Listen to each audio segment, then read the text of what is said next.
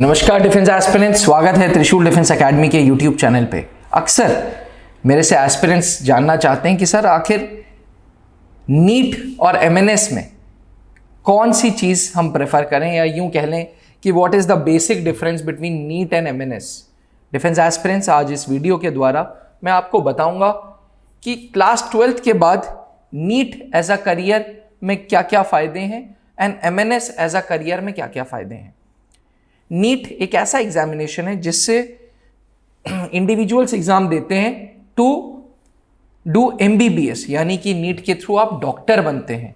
वहीं military nursing services के through आप एक नर्सिंग ऑफिसर या यूं कह लें मिलिट्री नर्स बनती हैं। जहां नीट का एग्जामिनेशन लड़के लड़कियां दोनों दे सकते हैं, वहीं मिलिट्री नर्सिंग सर्विसेज का एग्जामिनेशन सिर्फ और सिर्फ गर्ल्स देती हैं। जहां नीट के थ्रू एमबीबीएस की डिग्री मिलती है, वहां एमएनएस के थ्रू बीएससी नर्सिंग की डिग्री मिलती है।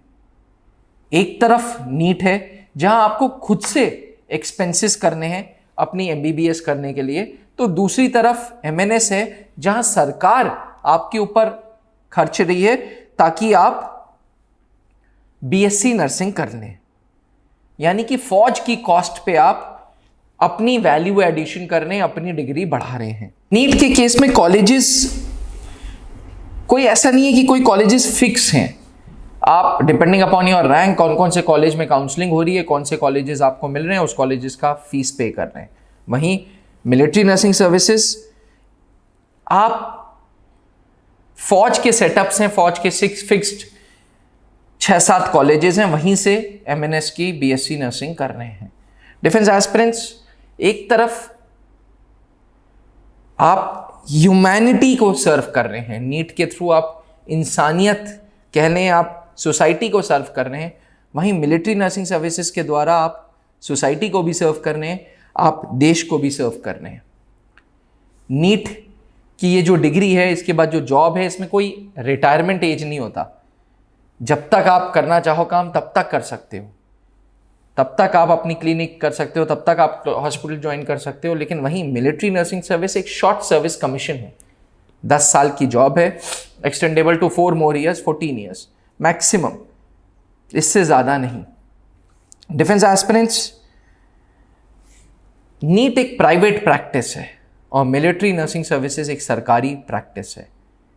दोनों अपने आप में एक इम्पॉर्टेंट करियर है, बट अगर हम फीमेल्स की बात करें तो lucrative career military nursing services दे रहा है।